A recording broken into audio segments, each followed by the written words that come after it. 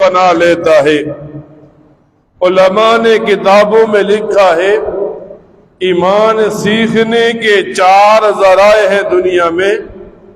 سب سے پہلا ذریعہ اللہ تعالی نے جو انسان کے اوپر یہاں قدرت کی نشانیاں ہیں ان کو دیکھنے کے بعد بندہ ایمان سیکھ سکتا ہے۔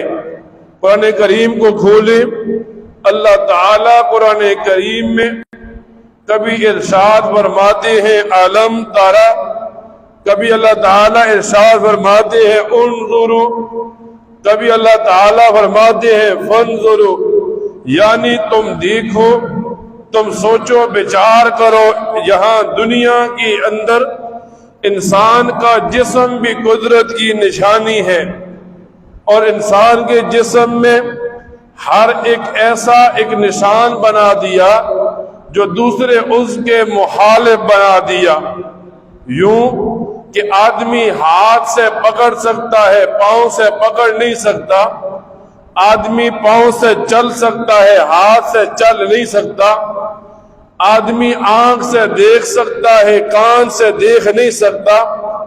بندہ کان سے سن سکتا ہے، آنکھ سے سن نہیں سکتا۔